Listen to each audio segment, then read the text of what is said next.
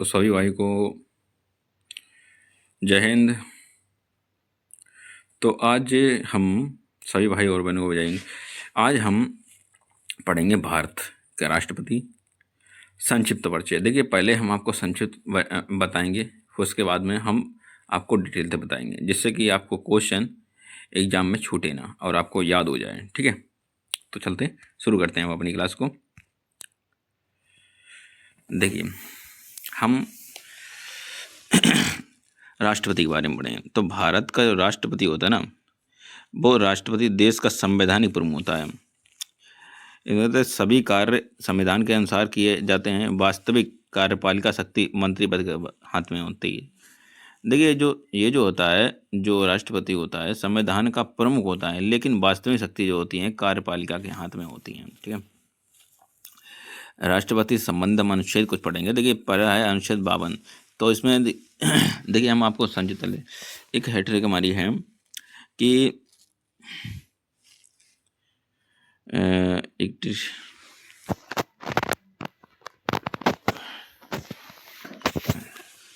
जब याद आ जाएगी तब हम आपको बता देंगे। ठीक है, तो हाँ, पकानिको का दियोदशम, पकानिको का दियोदशम, प का, देखिए, प का नी को का दियोदशम। ठीक है, तो इसमें आ नहीं पाएगी। ठीक है, हम आपको बता देते हैं। पकानिको का, देखिए, पा से होता है प से पद। ठीक है, राष्ट्रपति का पद। ठीक है, प का, देखिए, अनुच्छेद 53 है, संघ की कार्यपालिका, कार्यपालक शक्ति, का से कार्यपालक शक्ति। ठीक है, पका, और देखिए अनुच्छेद 52, अब यह शक्ति राष्ट्रपति के मंत्रिपरिषद की सलाह से प्रयोग करता है। मतलब कि जब मंत्रिपरिषद जैसी सलाह देगा और ये उसी प्रकार से ये यूज करेंगे। ठीक है, कौन? राष्ट्रपति। अब देखिए, अनुच्छेद 54 है, अनुच्छेद 54 है राष्ट्रपति के चुनाव के निर्वाचक मंडल। ठीक है, तो पा से हमने देख लिया, का से देख लिया कार्यपालिका शक्ति है, नी से है निर्वाचक मंडल। ठीक, पकानी, तो नी से है निर्वाचक मंडल। तो अनुच्छेद 54 में क्या है? अनुच्छेद देखिए 52, 53 और यहाँ जो है 54 है। ठीक है, 54। ठीक, यहाँ 54 है। अब हम पढ़ेंगे राष्ट्रपति के देखो, राज्यों की विधानसभा में निर्वाचित सदस्य कर सकता है व्यक्ति। ठीक है, राज्यों की विधानसभा में निर्वाचित सदस्य मतलब भाग वोट दे सकते हैं, वोट। ठीक है, तो अनुच्छेद 55 देखिए क्या है। अनुच्छेद 55, राष्ट्रपति की चुनाव प्रक्रिया। तो पकानी कोका मतलब नी से चुनाव की प्रक्रिया, निर्वाचन की सबसे पहले निर्वाचक मंडल है, फिर निर्वाचन की प्रक्रिया है। ठीक है, तो नी से निर्वाचन की प्रक्रिया भी है, अनुच्छेद 56 में दी गई है।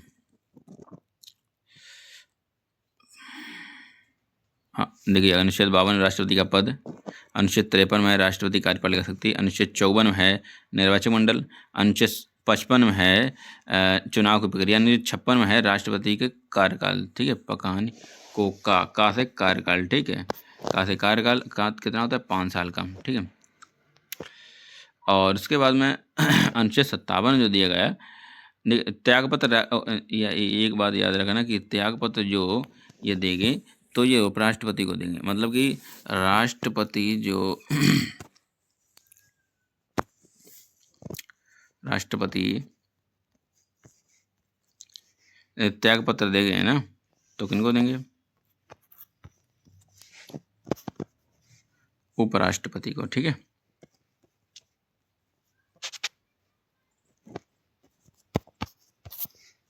तो राष्ट्रपति को देंगे। अब अनुच्छेद पढ़ेंगे 57। अनुच्छेद 57 बोलता है कि अनुच्छेद 57 में कोई भी व्यक्ति राष्ट्रपति दोबारा बन सकता है। मतलब कि उसका दियोदशम दोबारा, दियो से दू से दोबारा बन सकता है। ठीक है, अनुच्छेद 58 में यो से योग्यताएं। ठीक है, यो से योग्यताएं, अनुच्छेद 58 में देखिए। और योग्यताएं मतलब क्या क्या होनी चाहिए? 35 वर्ष की आयु पूरा करनी चाहिए है, लोकसभा का सदस्य बनने के योग्य होना चाहिए, और राष्ट्रपति के पद के दौरान मतलब कि कोई भी, जब वो राष्ट्रपति बने व्यक्ति, जो भी व्यक्ति बने, तो उसके पास कोई पद ना होना चाहिए। ठीक है, यदि कोई पद है तो वह शून्य माना जाएगा। ठीक है, मतलब उससे उस पद को ये मान लिया जाएगा कि उसके बाद वो पद है ही नहीं। ठीक, अगला है अनुच्छेद 60। देखिए अनुच्छेद 59 में जो दिया गया है कि कोई पद धारण नहीं करेंगे। अनुच्छेद 60 में देखिए शपथ। ठीक है, अनुच्छेद 60 में क्या है? शपथ। शपथ 60, शपथ 60, शपथ 60। ठीक है, द्वियोदशम सा से क्या आते हैं? शपथ। ठीक है, अब उसके बाद अगला है अनुच्छेद 61। अब देखिए एक चीज़ और बता दें कि जो शपथ है, शपथ और कौन दिलाता है? राष्ट्रपति को। तो वो राष्ट्रपति को शपथ मुख्य CGI देता है, मतलब CGI, chief justice of India. अनुच्छेद 61, अनुच्छेद 61 में बताया गया है कि राष्ट्रपति पर महाभियोग, कहते हैं ना ये कि 61 62 कर दो किसी को, 61 62 कर दो, है ना, 61 62 61 62 मतलब कि महाभियोग चला दो। ठीक, महाभियोग। अब हम पढ़ेंगे अनुच्छेद 62 में।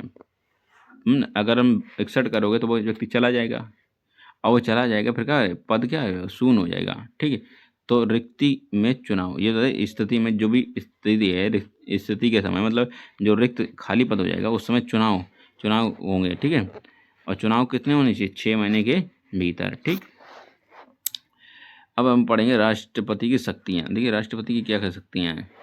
तो राष्ट्रपति के पास कार्यपालिका शक्तियाँ होती हैं, मतलब कि राष्ट्रपति जो है कार्यपालिका की शक्तियाँ ये होती हैं कि वो व्यक्ति, कौन? राष्ट्रपति प्रधानमंत्री की नियुक्ति कर सकता है कि कौन व्यक्ति बनेगा। तो ये अनुच्छेद दिया गया 75 में। ठीक है, मंत्रिपरिषद की नियुक्ति, मतलब मंत्री जो भी मंत्री हैं वो कौन सा पद बाहर संभालेंगे, तो इनकी नियुक्ति कौन करते हैं? ये बातें करते हैं प्रेसिडेंट। कैग, देखिए CAG और चुनाव आयोग। तो CAG जो है अनुच्छेद 148 में, 148 में कौन है? CAG कंट्रोलर जनरल, है ना, जनरल एडवोकेट जनरल। ठीक है, उसके बाद में चुनाव आयुक्त। ठीक है, ये जो है निर्वाचन आयोग अनुच्छेद 324 में दिया गया है। ठीक, अब हमें विधायी शक्तियाँ दूसरी पढ़ेंगे हम, विधायी शक्तियाँ। तो संसद सत्र मतलब कि संसद के सत्र बुलाने और उसको, संसद को भंग करने का अधिकार किसके पास है? संसद को सत्र को बुलाने और उसको भंग करने का अधिकार राष्ट्रपति के पास है। अब इसके बाद देखिए विधेयक जितने भी होंगे, है ना, तो उन पर हस्ताक्षर कौन करेंगे? वही करेंगे। ठीक है, राष्ट्रपति। देखिए अध्यादेश, तो वो व्यक्ति अध्यादेश जारी कर सकता है अनुच्छेद 123 के तहत, किसी भी तरह की ज़्यादा परेशानी होने पर, आंतरिक सुरक्षा हो या बाहरी आक्रमण हो या वित्तीय संकट हो, तो इस समय 3 वजह थे क्या कर सकते हैं? अध्यादेश जारी कर सकते हैं। न्यायिक शक्तियाँ, अब देखिए तीसरे न्यायिक शक्तियाँ ये दया याचिका स्वीकार करना। अनुच्छेद 72, मतलब कि अनुच्छेद 72 ये बोलता है कि क्षमादान की शक्तियाँ किसके पास हैं?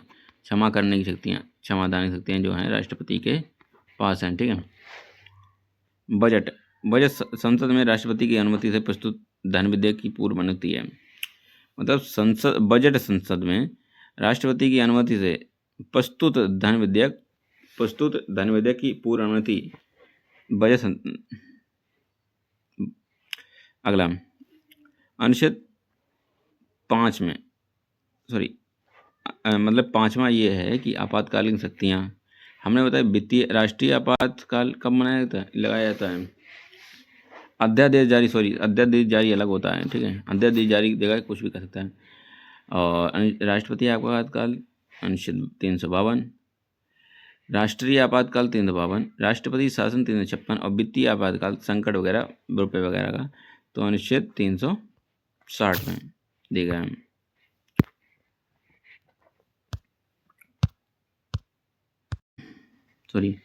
तो यहाँ तक हमारी क्लास थी, इसके बाद एंड है। तो ये सेशन आपको कैसा लगा? शॉर्ट में हमने आपको बताया है, और जितने भी अनुच्छेद हैं यहीं से पूछे जाते हैं। ठीक है, चाहे कैग का हो, कैग का अनुच्छेद कितना है? कैग CAG, देखिए कैग का अनुच्छेद होता है, CAG का अनुच्छेद जो है वो है 148। ठीक है, चुनाव आयोग का अनुच्छेद कितना है? चुनाव आयोग जो है अनुच्छेद 324 है, 324, ठीक। और अध्यादेश बताइए, अध्यादेश जारी करने का अधिकार 123 है। अध्यादेश अनुच्छेद 76 में महान्यायवादी की नियुक्ति है, ठीक है, महान्यायवादी, ठीक है ना। महान्यायवादी की नियुक्ति कौन करता है? यही करते हैं। उसके बाद में अनुच्छेद 77 ये बोलता है, अनुच्छेद 77 ये बोलता है कि जो भी कार्य होंगे वो राष्ट्रपति के नाम पर होंगे, ठीक है। और लेकिन करेगा कौन? वो प्रधानमंत्री करेगा, प्रधानमंत्री।